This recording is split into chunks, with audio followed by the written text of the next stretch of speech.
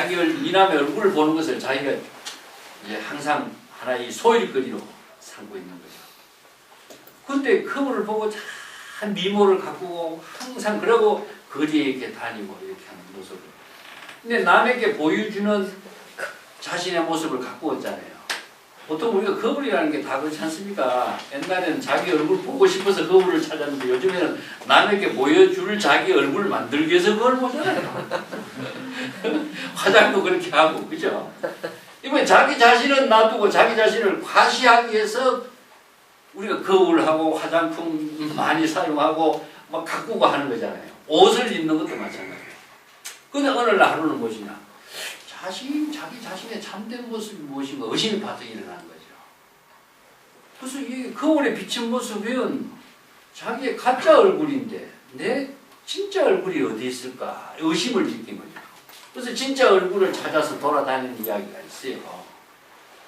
야, 이 사람 진짜 얼굴 네가 네 거울에 비친 그 얼굴이 네 진짜 얼굴인데 또 진짜 얼굴을 또 찾으러 다니냐. 이걸 뭐라고 하냐면은 병정동자가 불인데 불을 가지고 어리석은 사람이 아침에 일어나서 밥을 하려니까 부엌에 보니까 불씨가 없는 거예요. 그래서 등불을 들고 이웃집에 불씨를 구하러 갑니다. 이런 이야기를 하는 거죠. 등불의 불이나 부엌의 아궁이의 불이나 똑같잖아요. 근데 등불의 불은 다른 불이라고 생각하고 아궁이의 불씨를 이웃집에 구하러 가는 이런 비유를 하고 있어요. 그래서 병정동자 내부와 이런 말을 써요. 다른 말로 한다면 소를 타고 소를 찾는다. 이런 표현이에요. 물속에 들어가서 물속에 있으면서 목마르다고 목마르 죽겠다고 집을 이런 비유를 하는 이유가 너무나 가까이 있기 때문에 모르는 거예요. 그래서 평상심이 도라는 말을 모르는 사람이 없지만 평상심에 도의 삶을 사는 사람은 없는 거다. 이런 비유는 우리 진여본성이 다 부족하고 있고 진여본성의 지혜로 사는데 진여본성의 지혜로 사는 법이 이겁니다. 이렇게 하니까 그 법이 뭐 진여본성의 지혜냐. 그거야 내가 알고 있는데. 알고 있는 거하고 지혜로 사는 거하고는 다르거든.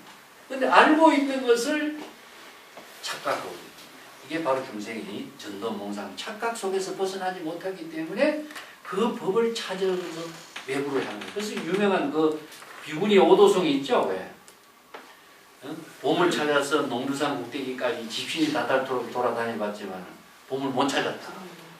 그 집에 되돌아오니까 자기 집 정원에 있는 매화나무 가지에 꽃이 핀 모습을 보고 봄이 시방세계에 들어간 것을 알겠고 이게 궁극적으로 뭡니까? 바깥으로 찾아가도 몽고하고 결국 집으로 오니까 있더라. 이게 그 모리스 메트링입니까? 유명한 파란색은 그 저수랑 똑같아요.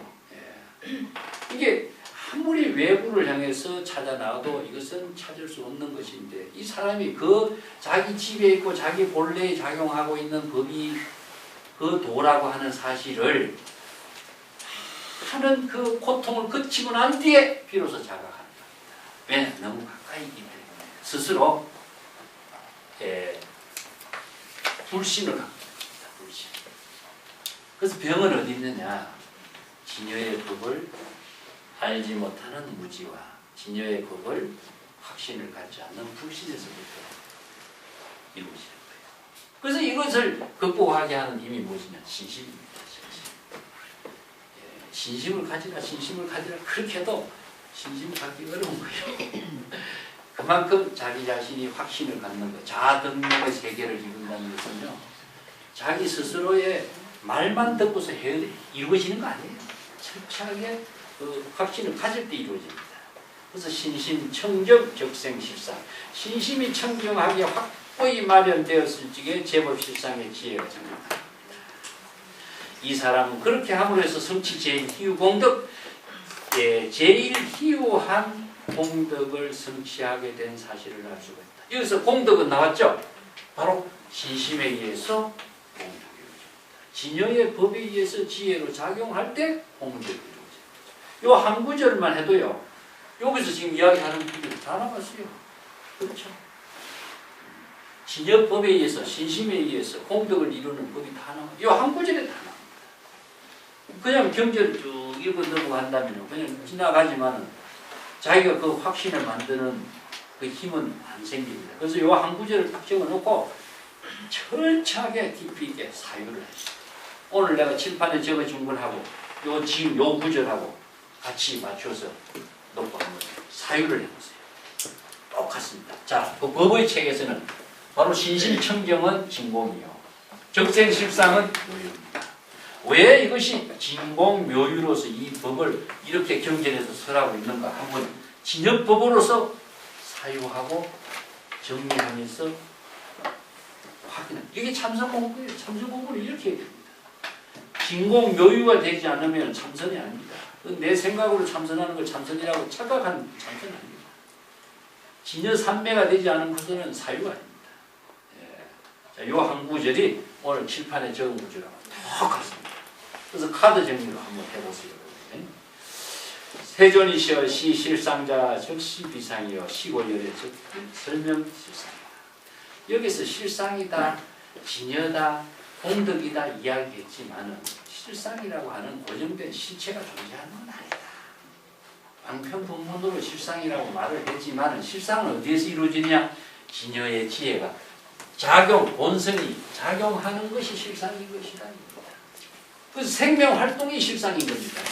자, 꽃이 피는 그 생명활동이 실상이고 우리가 호흡을 하면서 사유하고 생각하고 지혜로 작용하는 것이 실상이지 실상이 어디 있느냐.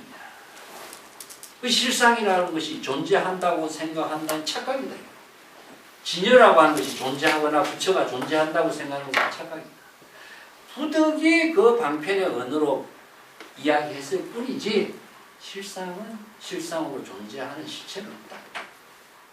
자, 32상, 열애, 부처, 실상, 지혜 모든 것은 바로 본성이 시절인연에 생명활동하는 그 모습이 실상이다. 이걸 제법 실상이라고 합니다. 진실이 된 그 생명활동을 실상이라고 한다. 이것이 바로 지혜작용이고 이것을 바로 공덕이라고 합니다. 이것을 제1희유공덕이라고 하는데 제1이라고 하는 것은 첫 번째라는 뜻이 아니고 가장 진여본성의 근본적인 근원적인 지혜작용으로 이루어진 공덕이다. 그것은 여기서 첫째, 둘째 이렇게 순서를 정할 수가 없어요. 이것은 제1이라는 것은 근본이라는 뜻입니다. 제1, 어제 이런 말도 전문적인 말도 쓰는데 제1은 가장 근본입니다. 이것은 진여본성 이전이라고 하는 것은 없어요. 진여본성을 순서를 매길 수도 없어요. 그래서 이것은 1, 2 이런 것은 있을 수 있기 때문에 근본이라고밖에 말할 수가 없어요. 그래서 우리가 본성이라는 것은 항상 근본의 의미를 두고 있습니다. 진여본성의 희유한 공덕이 성취된 사실을 할 수 있다. 성취가 됐다는 것은 바로 진여본성이 지혜로 작용하고 있다는 사실이 이루어진 것이죠. 이 성취는 무엇을 성취해서 목적을 이루는 것이 성취가 아니라 그대로 이루어지고 있는 상태를 말합니다. 안전하게 지혜로 작용하고 있다는 사실이 바로 성취가 되는 거죠. 그렇지만 이 실상이라고 하는 것은 고정된 존재로서 이루어진 그 모습의 실상이라는 것은 없고 임시 방편으로서 바로 진여의 지혜가 작용하는 것을 실상이라고 방편의 말로서 이야기하는 겁니다. 이게 이제 금강경의 적비의 논리라고 해서 제법 실상을 의식의 대상으로 두지 않고 지혜 작용 그 자체로 실상을 바르게 깨달아 이해를 해야 됩니다. 자, 그 앞에 금강경에 열애자 제법여의란 말이 나왔죠. 열애라는 것은 일체의 모든 법과 여여하게 같이 지혜로 작용하는 것이다 하는 것은 모든 존재가 바로 생명활동하는 것을 열애라고 합니다. 똑같습니다. 실상이나 모든 지혜 작용하는 것이나 같은 말이죠. 그 160쪽으로 넘어가 볼게요. 세존이시여 제가 지금 등문여시경전 신의 수지 부족이나니와 약 당내세 후 500세의 기후중생 등문시경 신의 수지 시인적이 제일희입니다. 하이고 차인 무아상 인상중생상 수자상입니다. 소이자 아상 적시비상 인상중생상 수자상 적시비상입니다. 세자님이시여 내가 지금 여기서 부처님께서 설한 여시경진, 진여의 지혜로 설하고 있는 대성경전의 법문을 듣고, 덕문이라는 것은 깨달아서 체득하고 이런 의미도 되죠. 법문을 듣고서 신해수지, 요걸 이제 불교에서는요, 자각의 종교의 본질을 신해행정이라고 합니다. 요건 다른 말로 한다면은 이제 같은 의미죠. 신해 수지.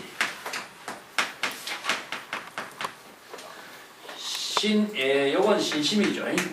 요건 정확한 이해. 이게 법문을 철저하게 확신을 갖는 것입니다. 의심을 소멸하는 법은 신심밖에 없으니까. 의심을 갖고 있는 한 그 법문을 자신의 지혜로 쓸 수가 없으니까. 그래서 신심입니다. 이해죠. 이해라는 것은 방향과 방법입니다.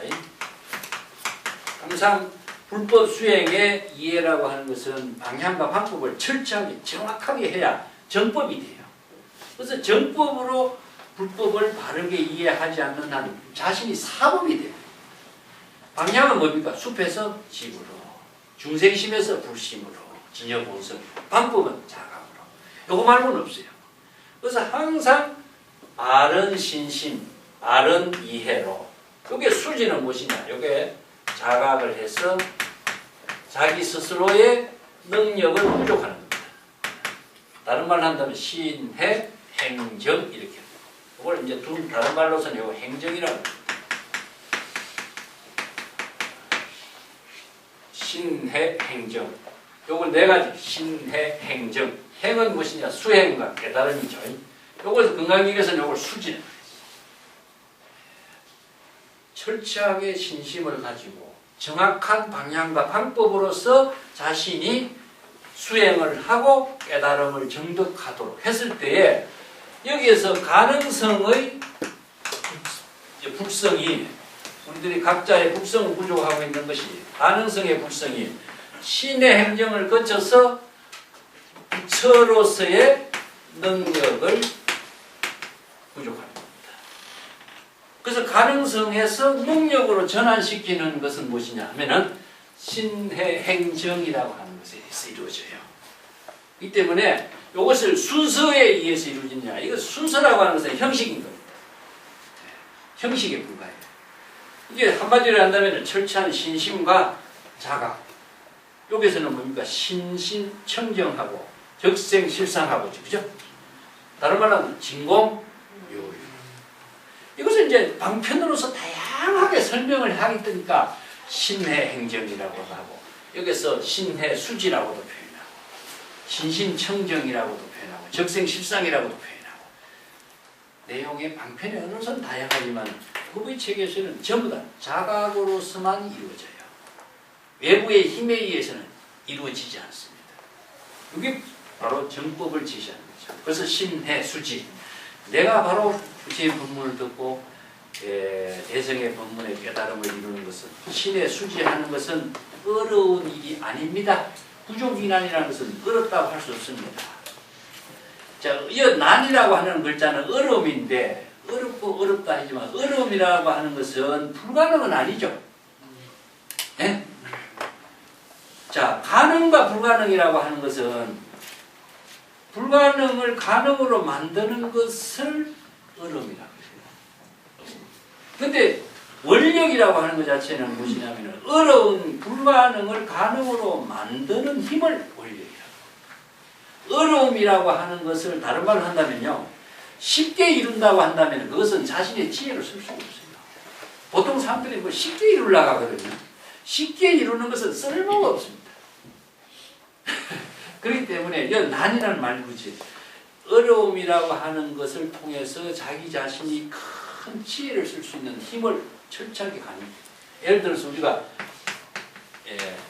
벽이 있잖아요. 여기 벽이 있는데 이 벽이 은산철벽이라고 그래요. 선에서는 은산철벽이라고 그러죠.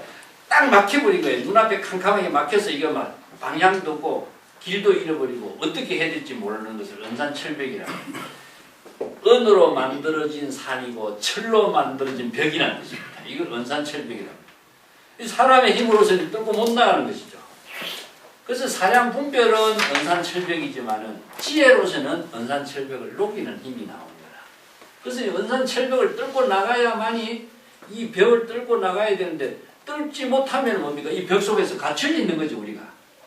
그래서 이걸 참선 수행의 과제로서 은산철벽이라는 말을 썼는데 벽은 뭘 봐야 되겠냐? 벽에는 반드시 뭐가 있죠? 문이 있는 법입니다. 벽만 있다면 사람이 거기에 들어가기만 하지 나올 수는 없잖아요.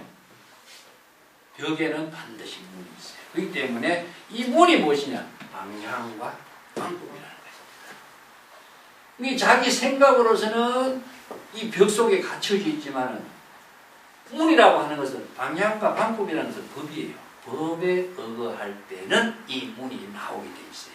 그래서 불법 수행에서 항상 진역법이라는 말을 쓰거든요. 그 은산철벽이라고 하는 데서 갇혀서 그냥 죽으란 말이겠어요? 그건 어려움이지만 그것을 방향과 방법을 통해서 자신이 그 문을 스스로 열 수 있는 지혜를 찾아 나오라는 이야기거든요. 그 문은 무엇이냐? 방향과 방법인데 그것이 진역법을 통하지 않고서는 그 문을 열 수가 없는 거죠. 중생심으로서는 은산철벽 속에서 절대 나올 수가 없는 거예요. 이게 어려움이라고 그러고 나올 수 있는 것은 뭐냐? 불가능을 가능으로 만들게 하는 힘은 무엇이냐? 원력행이라는 겁니다. 그래서 이 사회에서도 난 가끔 이런 말이 우리가 얼마나 많은 어려운 일이 봉착되면 사람들이 좌절하는 얘기죠? 좌절이 아니라 이것은 어려운 것은 가능으로서 자신을 만들게 하는 하나의 인연이라고 생각했습니다. 어렵게 생각한다면 어렵지 않은 일이 어디 있겠느냐. 그렇지만 어려운 이런 자신의 새로운 세계를 만들어가게 하는 하나의 방향이 스스로 만들어가게 하고 창조하게 하는 힘을 여기서 찾아낼 수가 있는 거죠. 이게 바로 중생심으로 생각한다면 어려움에서 다 좌절해 버리는데 중생심을 비울 때는 뭡니까? 가능으로서의 문이 나오게 돼 있어요. 그 보통 사람들이 왜 이건 다른 방법으로 이해한다면 우리가 어떤 일을 할 적에 자기가 지금 요만큼 이루어낸 일 가운데서 이 봉착이 되면 그 과정의 그것을 갖고 해결하려고 하는 거기 때문에 이거 중생심을 갖고는 해결이 안 되거든요. 그러면 사람들이 뭐라 그럽니까? 무심하게 이런 말 쓰죠. 모든 것을 다 포기하고 불교적인 말로는 포기란 말입니다. 포기. 지금까지의 이것을 다 포기를 하면 어디에 들어갔냐? 본래로. 본래로 되돌아가면은 문이 나옵니다. 근데 포기를 못하니까 거기서 헤매니까 이 문이 안 보이는 거죠. 이게 바로 불법의 지혜라는 거죠. 본래로 되돌아가면은 문이 보이는데 그 자기의 중생심 속에서 문을 찾아놨으니까 이 문이 안 보이는 거예요. 이게 바로 포기하라 말입니다. 포기하라. 그래서 이걸 이제 불교에서도 출가란 말 있죠. 자, 우리가 포기라고 하는 것은 궁극적으로 뭘 포기하느냐? 중생심으로 중생심으로 자기 중심으로 생각했던 모든 사고를 포기하라는 말은 비우라는 뜻입니다. 신심을 청정하게 만드는 겁니다. 비우라는 겁니다. 자, 비웠을 적에 자기가 그렇다고 생명이 끝나는 거 아니잖아요. 중생의 생명이 없어져야 이제 본성의 생명이 살아나는 거예요. 이게 포기예요. 자, 여기에서는 바로 이제 벽이 소멸되고 문으로서 진여 본성이 지혜로 작용하는 문이 이제 열리게 되는 거죠. 이걸 바로 이제 은산철벽을 넘어서는 문이다 그러지. 그래서 선생님들의 수행이 은산철벽이라는 공안을 참고했는데 그 의심을 갖고 공안 참고하는 것은 영원히 해결 안 됩니다. 참선 수행하면서 화두를 주는데 자기 생각으로 화두 참고하는 것은 이건 영원히 해결할 수 없어요. 은산철벽에도 갇혀요. 그래서 자기 생각을 비울 때에 바로 진여본성이 지혜로 방향과 방법에 여법하게 작용할 때 진여 불이법문의 문이 되는 거죠. 이 법을 바로 불교에서는 정법이라고. 중국의 선생들은 이런 지혜를 써봅니다. 내가 어록을 많이 읽다 보니까 이제 불교의 이제 출가를 포기라고 합니다. 기과교라고 하는데 뭘 포기하냐? 세간적인 모든 가치관을 포기하는 거예요. 세간적인 가치라는 게 뭐죠? 중생심으로 자기 중심으로 생각하는 모든 가치관이 이게 중생심이거든요.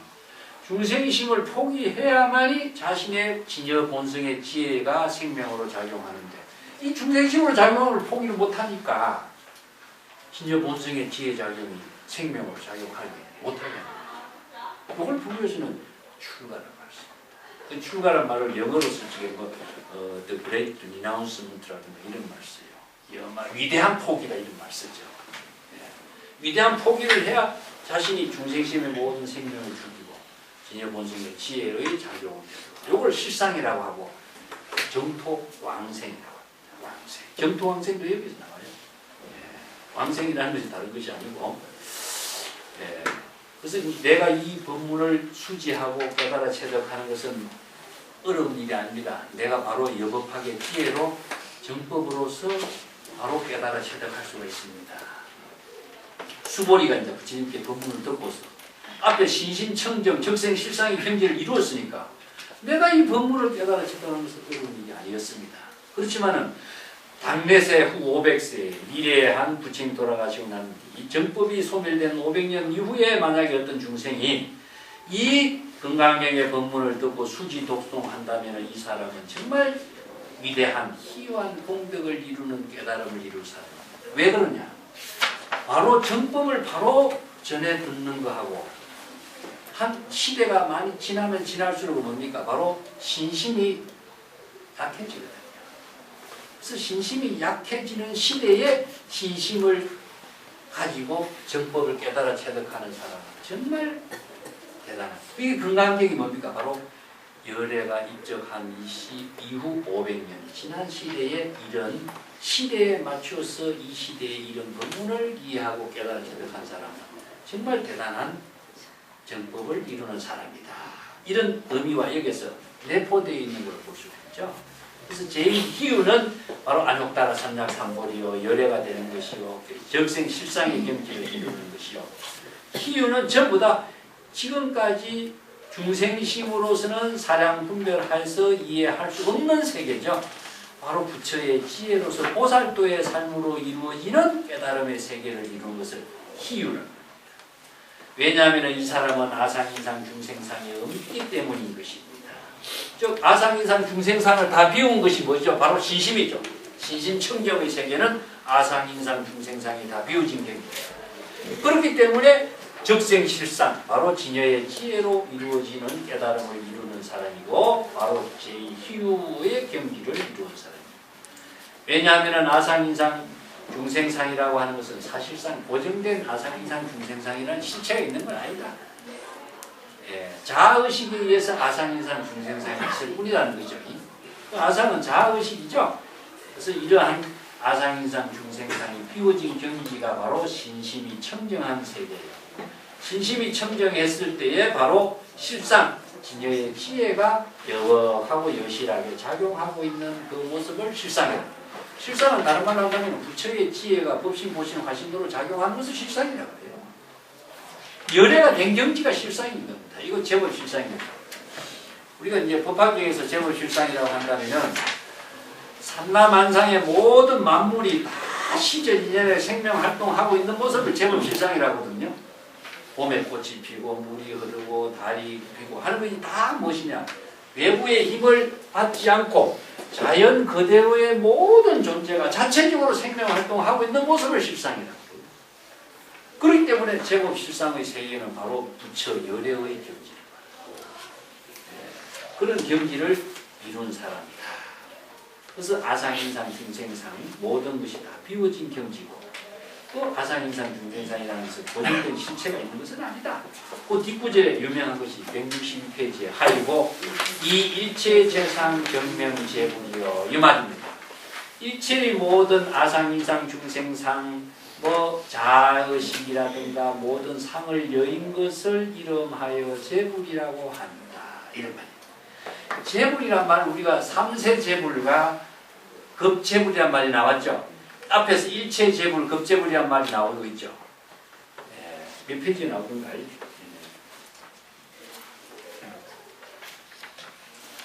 100페이지 한번 펴보세요. 우리가 봤습니다. 공부한 부분인데 100페이지 밑에 달려보면 일체 재불, 급재불, 안욕따라 삼락 삼보지법 개종 차경 추교 이 말이죠. 일체 재불과 모든 재불이 최상의 깨달음을 이루는 법은 모두 이 경전에 의거해서 이루어졌다. 이랬죠. 이 경전은 무엇이냐? 건강반야 바라밀의 법의 경전의 법문이죠. 여기서 최상의 깨달음 안욕따라 삼약 삼보리 법이라는 것은 바로 진여의 깨달음의 법을 안욕따라 삼약 삼보리인데 여기서 일체 재불과 급재불이라고 왜 말이 중복되어 있을까요? 네? 자, 이 재불에 대해서도 지난번에 내가 설명을 드렸습니다만 앞에 일체 재불은 과거, 현재, 미래, 시방 3세의 일체 재불이라고 봅시다. 시방 3세의 일체 재불입니다.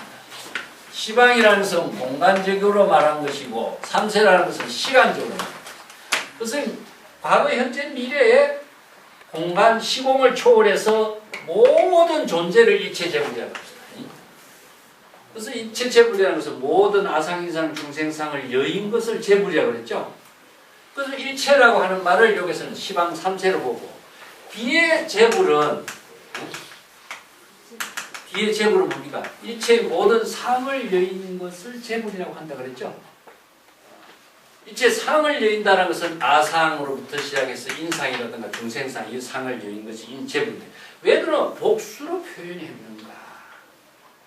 일체 재불 소혼연경이라는 문이 앞에 나왔죠. 그래서 일체 재불이라든가 재불이란 표현은 복수로 표현하는 것은요. 우리가 자각하는 것이 염념자각이기 때문에 자 일체 중생이나 일체 재불이란 말 일체 중생과 일체 재불은 다 복수입니다. 일체 중생은 우리가 마음속에 수없이 많은 번뇌 망념이 일어나는 것을 일체 중생이라고 하고 마음속에 수없이 많은 번뇌 망념을 염념 자각했을 때 일체 재불이 되는 거죠. 그렇기 때문에 중생도 마음속에 번뇌 망념이요. 부처도 망념을 자각했을 때 재불이 됩니다. 그래서 재불은 복수입니다. 근데 이제 우리 어떤 학연이 또 이런 질문이에요. 시방 3세 일체 재불이 우리가 다 있어갖고 우리들을 옹호하고 선호념 제보살, 선부족 제보살 하는 거 아닙니까? 이런 말이에요. 모든 재불보살들이 다 옹호를 하고 이렇게 해주기 때문에 우리가 기도도 하고 성취도 하고 이런 거 아닙니까? 그렇습니까? 그게 지금까지 우리 그렇게 공부해왔죠 사실. 왜냐 이게 재불의 감흥이라는 말을 쓰는데 그 재불이라고 하는 것은 누구를 위해서 기도를 이렇게 도와주기 위해서 재불인다면은 진여 자체의 생명이 그럼 죽음이죠. 물이 누구를 위해서 흘러가는 거 아니잖아요. 자신의 생명 활동을 하면서 상부보리 하와중생하고 해양하는 것이지. 이게 재불의 모습이죠. 그렇다면 재불은 우리가 내가 재불이를 의식의 대상에 두고 있으면 내가 재불이 되지 못하고 내가 영원히 중생이 되거든요. 왜 선생들이 이걸 남전은 지유와 부지유라고 합니다. 내가 전에 한번 이야기했습니다.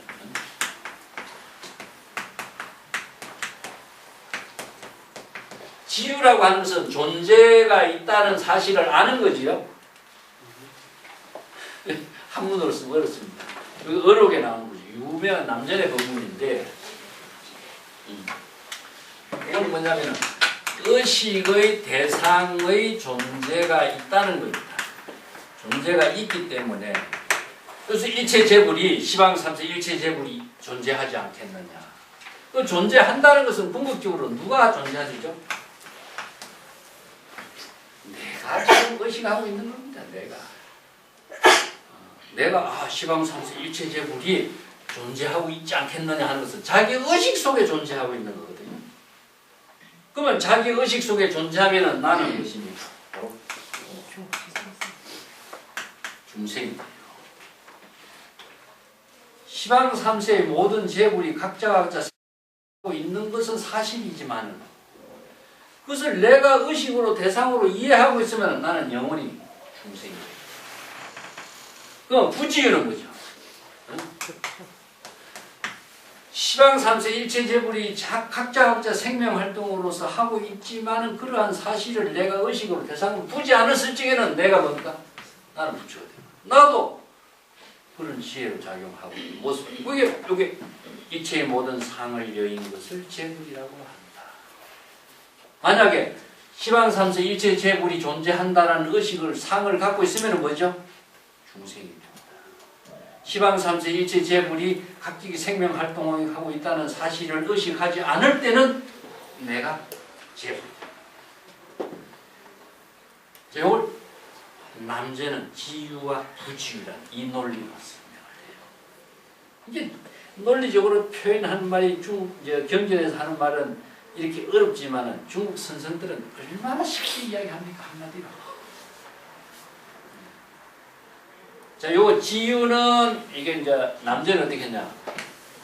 고양이와 들개는 지유요. 재불을 열애와 재불은 부지유다 이렇게 표현해요. 그게 고양이 축생은 뭡니까? 중생이죠. 중생은 지유요, 부처는 부지유다 이런 말씀입니다. 요 한마디만 잘 기억해도 내 자신을 내가 중생으로 살고 있는가, 내가 부처로 살고 있는가를 자신을 자각하게 하는 거울이 되는 것입니다. 그래서 이런 한마디 한마디를 중심으로 해서 자신을 자각하게 하게 하는 힘을 가져야 돼요. 내가 의식의 대상으로 삼세재불이 있다, 삼세재불이 존재할 것이다 이런 의식 갖고 있으면 난 영원히 나는 중생에서 벗어나요.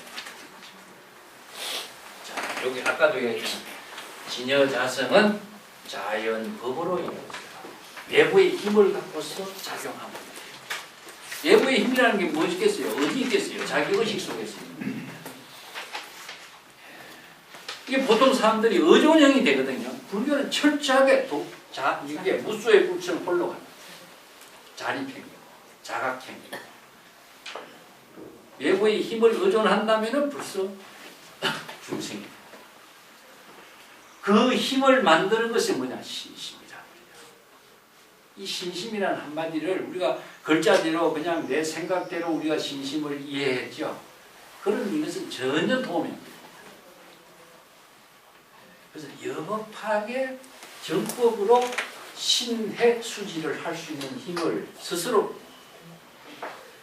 갖고 있어야 스스로 거기에 맞는 정법의 지혜를 만들어갈 수 있는 거죠. 예. 신심이라는 한마디가 건강경에도 여러분 신심청정 우리가 뭐 경전에서 수없이 귀에 듣고 있겠지만 왜 이 한마디를 가지고 자기 자신은 그런 열애가 되지 못하고 여외 부처의 지혜를 작용하는 힘을 능력을 왜 못 만드느냐? 이게 구절을 우리가 금강경을 뭐 많이 외우고 있다고 해서 이게 되는 거 아니죠. 이게 정법으로서 신해 수지가 될 수 있는 힘, 이것을 스스로 확립하는 것이 사실은 중요한 거죠. 예, 아까 얘기했지만은 여자성이 지혜로 작용하는 법을 알지 못하는 무지와 무명에 의해서 우리들은 진여자성의 지혜를 스스로 상실합니다. 이 법을 제시하고 있는 것이 바로 경전의 법문이고 불법을 가르칩니다. 앞 페이지에 이체의 모든 상을 여인 것을 재불이라고 합니다. 이 한 구절 한 구절 정말 열애라고 하는 말도 일체의 모든 법과 여여하게 지혜 작용하는 것을 열애라고 합니다. 그 건강의 한 구절 한 구절이 굉장히 중요합니다. 근데 어렵죠.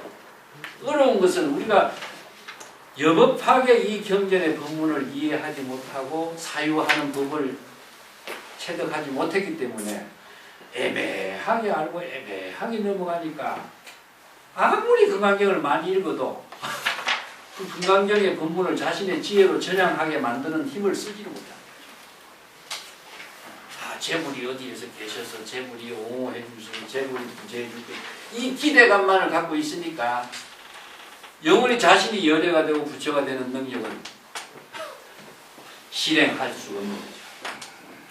오늘 여기까지 하고 다음 시간에 또 다시 천천히 복습해 가면서 예를 들어서 지장보살께서 모든 중생을 다 구제하고 그다음 뭐가 이렇게 그게 이제 모든 재불보살은 다 원력행을 살잖아요. 관음, 보현, 뭐 재불도 부처도 수없이 많은 부처가 출연했는데 그 부처들이 재불보살은 전부 다 원력행을 통해서 이루어져요. 그래서 불교는 원력의 종교입니다. 목적지향의 종교가 아니라 원력의 종교인데, 원력이라는 것은 다른 말로 한다면은 자등력을 이루는 겁니다. 자기 스스로의 진여 본성의 지혜가 작용하도록 원력을 세우는 겁니다. 자신이 부처로서 작용하는 원력을 실행하는 것이 원력이지, 외부의 힘을 얻기 위한 목적으로 원력을 세우는 겁니다. 그렇기 때문에 원력이란 말도 여기다 기결시킵시다. 자기 스스로의 자등명의 힘을 실행하도록, 부처가 되고 여법하게 작용하는 힘을 실행하도록 하는 원력이죠. 그래서 이걸 원력을 다른 말로 한다면 자서자도라고 합니다. 자기 스스로의 서원을 세워요. 이게 이제 보살계 정신인데, 보살계라고 하는 것은 남에 의해서 받는 것이 아니라 앞에서 법사는 무엇이냐? 인도해 주는 겁니다. 계산. 자기 스스로의 원력을 세우고 서원을 세워서 자기 스스로의 자각을 통해서 자기 스스로를 제도하게 하는 힘을 펼치는 거예요.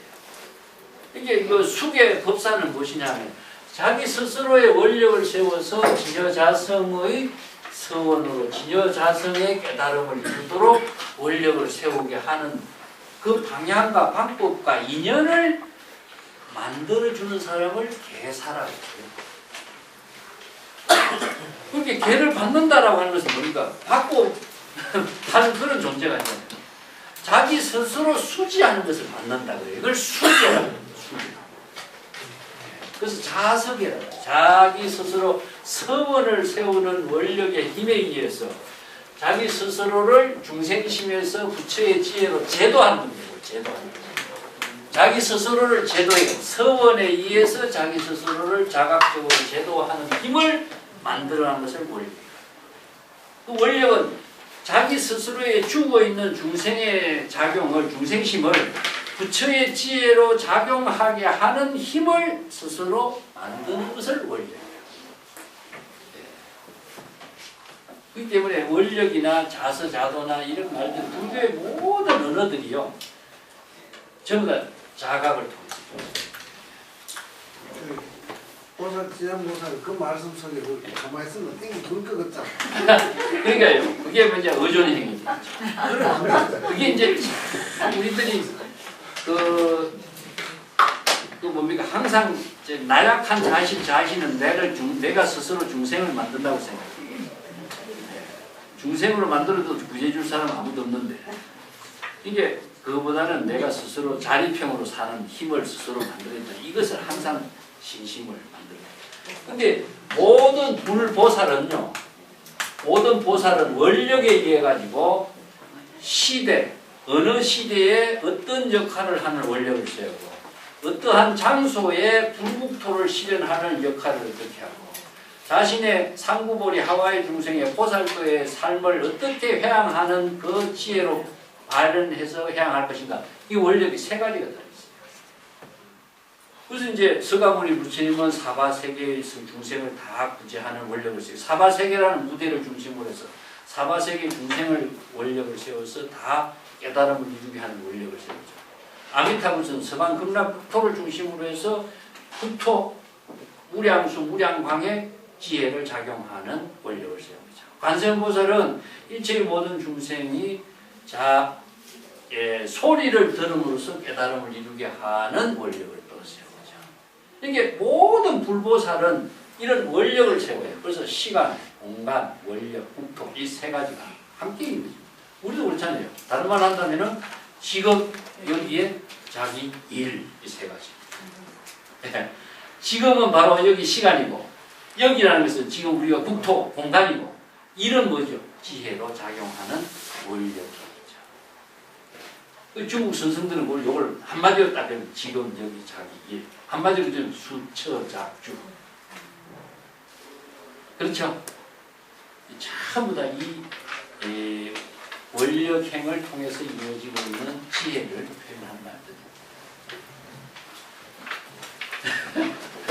법도 뭐하고 법신이라고 같은 법신의 지혜가 작용하는 것을 말해요. 법신은 작용이 모체고, 그렇게 같게 보면 돼요. 그렇게 보는데, 모체라고 하는 것은 지혜가 작용함으로써 생기는 것이지, 생명 활동이 작용하지 않고서는 이루어지지 않습니다. 이게 바로 이제 법신, 보신, 화신이 함께 작용하는 것을 공동화해요.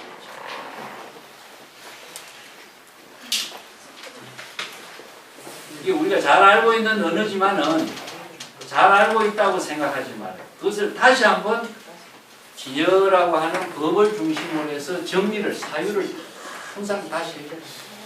그럼 그 진여자성하고 불성하고 같은 거예요. 표현이 달라서 그렇지. 법성, 진여자성, 실성, 진제 이런 언어들이요. 번역자의 경전을 번역한 사람에 따라서 용어를 달리 써요.